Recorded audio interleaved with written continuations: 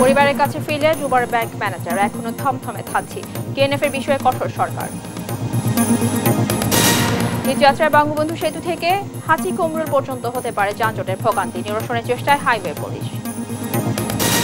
সারা দেশে নিয়ন্ত্রণহীন নিত্যপণ্যের বাজারে চড়া দামে বিক্রি হচ্ছে মাছ মাংস, বেচে কেনা কম, দাবি বিক্রেতাদের। এবং অনাবৃষ্টি আর চাষাবাদের জন্য কাপ্তাই হ্রদে কমেছে পানির স্তর, জলবিদ্যুৎ উৎপাদন নেমে এসেছে 30 মেগাওয়াট। দেখছিলেন দেশ জনপদ সংবাদ শিরোনাম, সঙ্গে আছে আমি রাবিয়া ইসলাম স্নেহা। সোনালী ব্যাংকের বান্দরবানের রুমা শাখার অপহৃত ম্যানেজার নিজামুদ্দিনকে উদ্ধার করে তার পরিবারের কাছে ফিরিয়ে দিয়েছে র্যাব। শুক্রবার সকালে তাকে সুস্থ স্বাভাবিক অবস্থায় পরিবারের কাছে হস্তান্তর করা হয়। এর আগে বৃহস্পতিবার সন্ধ্যায় ব্যাংকের এই ব্যবস্থাপককে উদ্ধার করে র্যাব। এদিকে গতরাতে গোলাগুলির পর রুমা ও থানচিতে এখনও থমথমে পরিবেশ বিরাজ করছে। সহকর্মী আবুল বাশার নয়নের রিপোর্ট জানাচ্ছেন শুভশ্রী রায়। বৃহস্পতিবার সন্ধ্যায় বান্দরবানের রুমাবাজার এলাকা থেকে উদ্ধার করা হয় সোনালী ব্যাংকের অপহৃত ম্যানেজার নিজামুদ্দিনকে। এ বিষয়ে শুক্রবার সকালে সংবাদ সম্মেলন করেন র্যাবের আইন ও গণমাধ্যম শাখার পরিচালক কমান্ডার খন্দকার আল মঈন। জানান, নিজামুদ্দিনকে অপহরণের পর থেকে উদ্ধার অভিযান শুরু করে র্যাব। এরই ধারাবাহিকতায় মধ্যস্থতার মাধ্যমে রুমাবাজারের পাশ থেকে উদ্ধার করা হয় অপহৃতকে।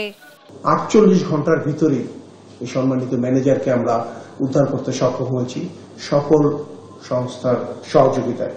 এই পার্বত্য চট্টগ্রামের অভিযানের যে অভিজ্ঞতা আমাদের রয়েছে বাংলাদেশ সেনাবাহিনীর সহযোগিতায়, এবং বাংলাদেশ সেনাবাহিনী এখনো অভিযান চালিয়ে যাচ্ছে, এই অভিজ্ঞতার আলোকে আমাদের সকল অ্যাসেট ব্যবহার করে আমরা এই সন্ত্রাসীদের বিরুদ্ধে আমরা অভিযান পরিচালনা করব।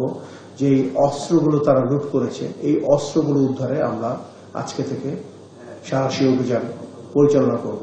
বেলা 11টার দিকে নিজামুদ্দিনকে তার পরিবারের কাছে আনুষ্ঠানিকভাবে হস্তান্তর করে র্যাব। সবাই এদেরকে অশেষ ধন্যবাদ আমার এই দুঃসময়ে আমার পাশে থাকার জন্য। আমি এখন আলহামদুলিল্লাহ ভালো আছি। আপনাদের সবাইকে ধন্যবাদ আমাকে এই দুঃসময়ে আমাকে সহযোগিতা করার জন্য। একটা মানুষকে পাবো কিনা এরকম অনিশ্চয়তার মধ্যে ছিলাম, এখন পেয়েছি আলহামদুলিল্লাহ। এর আগে বৃহস্পতিবার রাতে বান্দরবানের থানচি বাজার, হাসপাতালের পেছনে এবং পুলিশ স্টেশন সংলগ্ন এলাকায় সশস্ত্র গোষ্ঠী কেএনএফ সদস্যদের সঙ্গে পুলিশ ও বিজেপির ব্যাপক গোলাগুলি হয়। এছাড়া গভীর রাতে আলীকদমে পুলিশ চেকপোস্টে হামলা চালায় অস্ত্রধারীরা। গোলাগুলির পর থেকেই থানচি জুড়ে বিরাজ করছে থমথমে পরিবেশ। থানা সদরে দোকানপাট খুললেও মানুষের উপস্থিতি খুবই কম। নিউজ ডেস্ক, দেশ টিভি। কুকি চিহ্নের বিষয়ে সরকার অত্যন্ত কঠোর অবস্থানে। সন্ত্রাসী দলটির বিরুদ্ধে যৌথ অভিযান চলছে। অচিরেই পরিস্থিতি শান্ত হবে বলে জানিয়েছেন আওয়ামী লীগ সাধারণ সম্পাদক ওবায়দুল কাদের। সকালে রাজধানীতে এক অনুষ্ঠানে এসব কথা বলেন তিনি।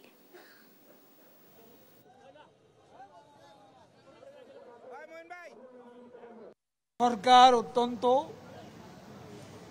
কঠোর অবস্থানে যৌথ অভিযান চলছে।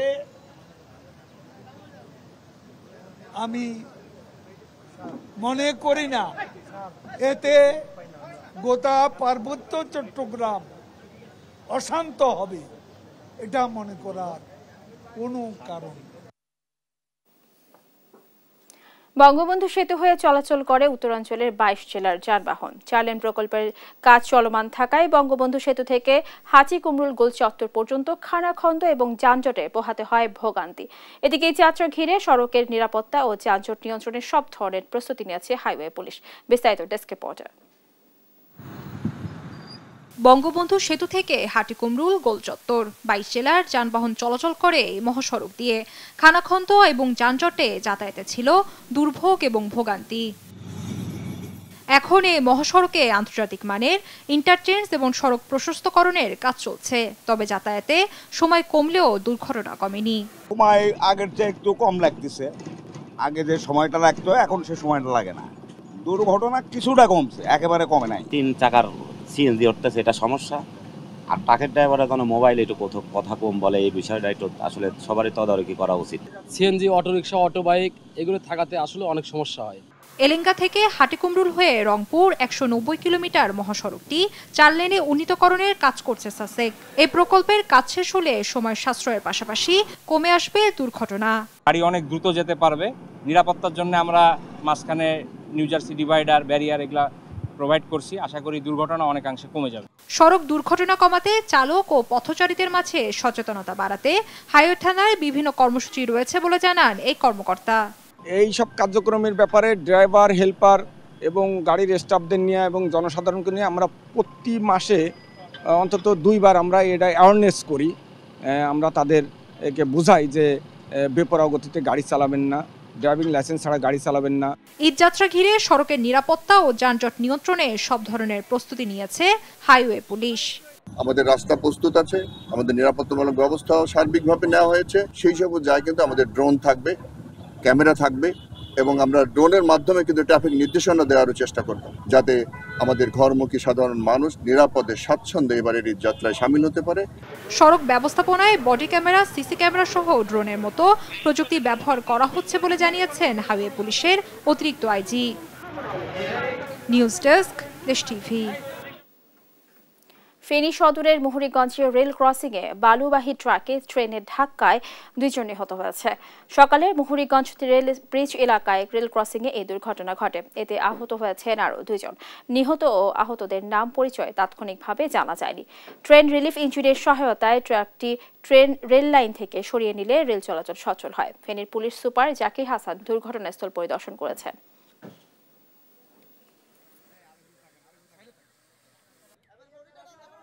অনেক 8:30টার দিকে এখানে এই যে ক্রসিংয়ে একটি বালুবাহী ট্রাক পার হচ্ছিল আর চট্টগ্রাম মুখে একটা মেল ট্রেন যাচ্ছিল।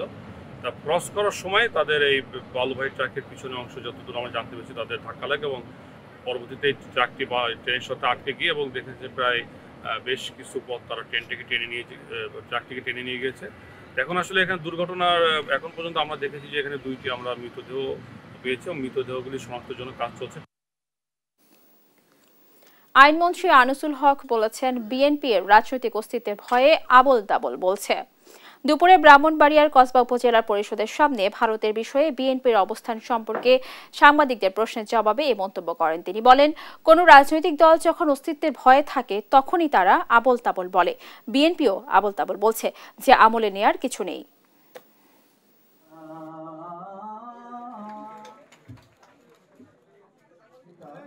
ব্যাপারটা হচ্ছে যে কোনো দল যখন তার রাজনৈতিক অস্তিত্ব নিয়ে ইয়েতে থাকে, একটা ভয়ে থাকে, তখন তারা আবোল তাবোল বলতে থাকে। তো বিএনপি এখন আবোল তাবোল বলছে, এটাকে কোনো ধর্তব্যের মধ্যে ধরাটাই প্রয়োজন। সারা দেশের নিয়ন্ত্রণহীন নিত্যপণ্যের বাজার, চড়া দামে বিক্রি হচ্ছে মাছ, মাংস, তবে বেচাকেনা কম বলে জানান বিক্রেতারা। চট্টগ্রাম, কুষ্টিয়া, জামালপুর, রাজবাড়ী থেকে সহকর্মীদের পাঠানো তথ্য চিত্রে আলনুমানের রিপোর্ট। চট্টগ্রামের রোজা শুরু থেকে সবজির দাম কমলেও মাংসের বাজার নিয়ন্ত্রণহীন। সরকার নির্ধারিত মূল্যে বিক্রি হচ্ছে না কোনো পণ্যই। প্রতি কেজি গরুর মাংস বিক্রি হচ্ছে 750 থেকে 950 টাকা দরে। মাছের দামও চড়া। রুই 400 টাকা, কাতাল 350 টাকা, তেলাপিয়া 220 টাকা। সামুদ্রিক কোরাল মাছ আছে 600 টাকা, তাইল্লা আছে 550 টাকা। মাংস 900 টাকা ছিল, এখন 950 টাকা বিক্রি হচ্ছে, 700 টাকা 750 টাকা বিক্রি হচ্ছে। ওরা বলতেছে এখন যেখান থেকে এরা পাইকারি আনতেছে ওইখানে দাম বাড়ে গেছে। কুষ্টিয়াতে নতুন করে বেড়েছে সবজি ও মাংসের দাম। প্রতিটি পণ্য কেজি প্রতি বেড়েছে 10 থেকে 30 টাকা। দ্রব্যমূল্যের এমন ঊর্ধ্বগতিতে বেকায়দায় ভোক্তারা। দ্রুত দাম নিয়ন্ত্রণের দাবি তাদের। এক একজনের কাছে এক এক রকম দাম, এক প্রকার অরাজকতা চলছে আর কি। আমাদের যারা নিয়ন্ত্রণ করেন তারা একটা ইয়ে করুক, এটার উপর একটা তদারকি করুক। জামালপুরে সবজির দাম কম হলেও মাছ মাংসের দাম চড়া। জেলার বাজারগুলোতে প্রতি কেজি ইলিশ বিক্রি হচ্ছে 900 থেকে 2000 টাকায়। বাজার পরিস্থিতি যেমন কাঁচামরিচ, শাকসবজি এগুলোর কিছুটা দাম কমেছে, কিন্তু আপনার মাছ মাংসের যে প্রাইস সেটা তো হাই প্রাইজেই আছে। আমাদের প্রয়োজন হচ্ছে মাছ, মাংস, দুধ, ডিম, আদা, পেঁয়াজ, রসুন, গরম মশলা, জিরা, সেগুলোর দাম আকাশচুম্বী। পদ্মার পাড়ে রাজবাড়ির বাজারে নেই পদ্মার ইলিশ। বরিশাল ও চট্টগ্রাম থেকে আসছে ইলিশ, তবে মাছের পর্যাপ্ত সরবরাহ থাকলেও ক্রেতা কম। মাছের আমদানি আছে, মাছ কিনা বেচা খুব কম। মাছের দাম কম হলেও কিনা বেচা নাই। বিক্রিটা আছে কিন্তু কিনার মানুষই নাই। আমরা দিন বাই দিন বসে আছি, সন্ধ্যা মতো সকালে আসি, ইফতারি টাইম আমরা মাছ বিক্রি করে পাইনি। দ্রব্যমূল্যের ঊর্ধ্বগতিতে নাভিশ্বাস উঠছে সীমিত আয়ের মানুষের। ভোগান্তি লাঘবে ব্যবস্থা নেওয়ার দাবি তাদের। আল নোমান, নিউজ ডেস্ক, দেশ টিভি। কেনাকাটায় জমে উঠেছে পটুয়াখালীর ঈদ বাজার। সকাল থেকে মধ্যরাত পর্যন্ত তরুণ তরুণী সহ নানা বয়সী মানুষের পদচারণায় মুখর বিপণী বিতানগুলো। পছন্দের পোশাক কিনতে ঘুরছেন এক মার্কেট থেকে অন্য মার্কেটে। বিশেষ করে শহরের শপিং মল ও বিভিন্ন মার্কেটের 3 পিস কর্নারগুলো রোজার শুরু থেকে এই ক্রেতা আকর্ষণের এগিয়ে রয়েছে। পটুয়াখালী প্রতিনিধি সাইদ ইব্রাহিমের তথ্যচিত্রে ডেস্ক রিপোর্ট।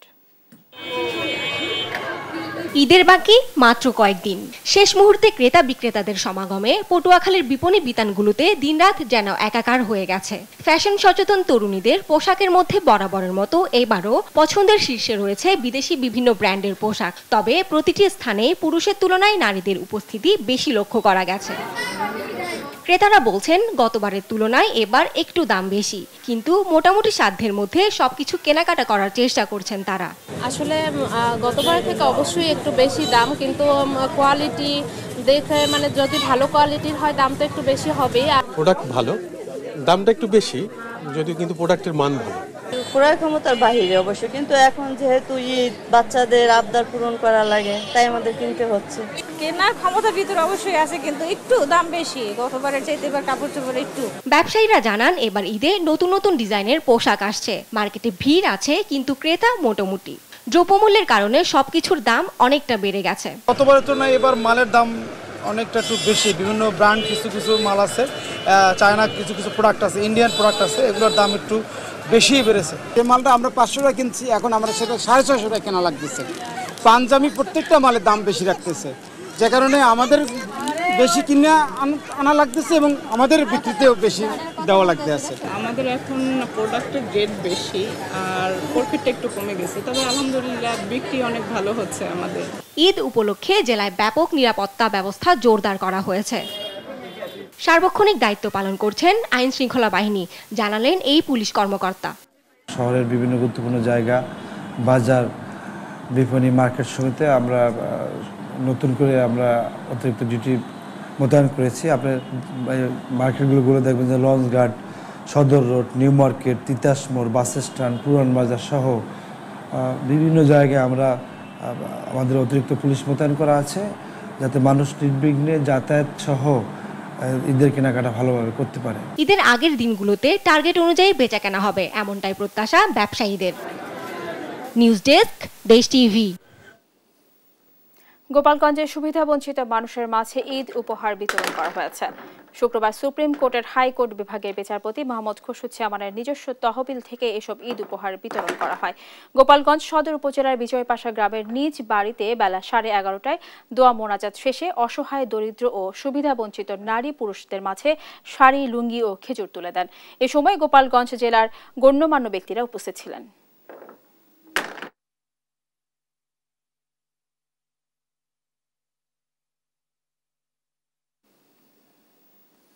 শুকিয়ে যাচ্ছে কাপ্তাই হ্রদ।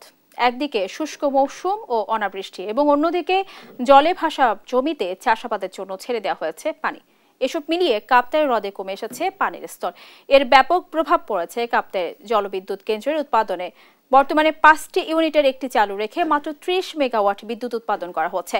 রাঙ্গামাটি থেকে সহকর্মী মিশু মল্লিকের পাঠানো তথ্যচিত্রে টুম্পা আফরোজের রিপোর্ট। রাঙ্গামাটির প্রধান জেটি ঘাট এটি। এদিক দিয়ে 6টি উপজেলার মানুষ যাতায়াত করলেও শুষ্ক মৌসুমে জেটি ঘাটটি এখন অনেকটাই পরিত্যক্ত। কাপ্তাই হ্রদে পানি না থাকায় বছরের প্রায় 3 থেকে 4 মাস ঘাটটি ব্যবহার করা যায় না। জলে ভাসা জমিতে চাষাবাদের জন্য হ্রদ থেকে ছেড়ে দিতে হয় পানি। আবার বিদ্যুৎ উৎপাদনে পানির ব্যবহারে হ্রদের নভেম্বরের পর থেকে পানি কমা শুরু হয়। পাশাপাশি গ্রীষ্মকালে তীব্র দাবদাহের কারণে হ্রদের পানি দ্রুত কমতে থাকে।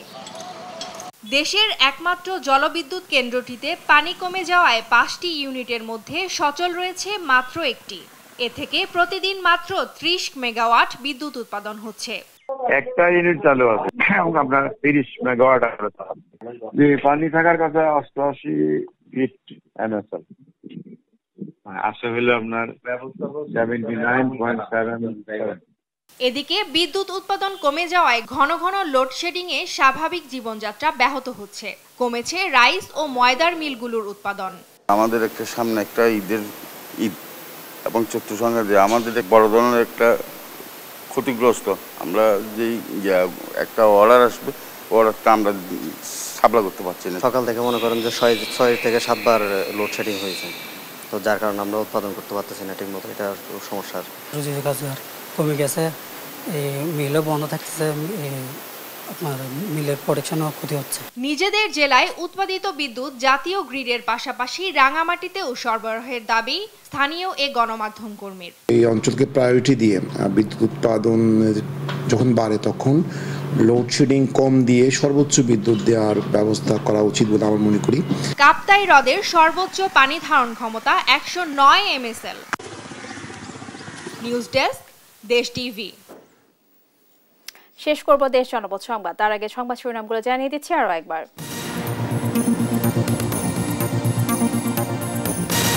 পরিবারের কাছে ফিরলেন রুমার ব্যাংক ম্যানেজার, এখনো থমথমে থানছি কেএনএফ এর বিষয়ে কঠোর সরকার। এই যাত্রায় বঙ্গবন্ধু সেতু থেকে হাতি কুমরুল পর্যন্ত হতে পারে যানজটের ভোগান্তি, নিরসনের চেষ্টায় হাইওয়ে পুলিশ। সারা দেশে নিয়ন্ত্রণহীন নিত্যপণ্যের বাজারে চড়া দামে বিক্রি হচ্ছে মাছ মাংস, বেচাকেনা কম, দাবি বিক্রেতাদের। এবং অনাবৃষ্টি আর চাষাবাদের জন্য কাপ্তাই হ্রদে কমেছে পানির স্তর, জলবিদ্যুৎ উৎপাদন নেমে এসেছে 30 মেগাওয়াট। এই ছিল এখনকার দেশ জনপদ সংবাদ। পরে বুলেটিন দেখার আমন্ত্রণ রইল। এছাড়া দেশ টিভি সর্বশেষ সব খবর পেতে ভিজিট করুন www.desh.tv। ফেসবুকে আমাদের সঙ্গে যুক্ত থাকুন দেশ টিভি অথবা দেশ টেলিভিশন পেজে। এছাড়াও সর্বশেষ সব ভিডিও পেতে ইউটিউবে আমাদের হ্যান্ডেল @দেশ টেলিভিশন অথবা @দেশ টিভি নিউজ লিখে সার্চ করুন। ধন্যবাদ সবাইকে।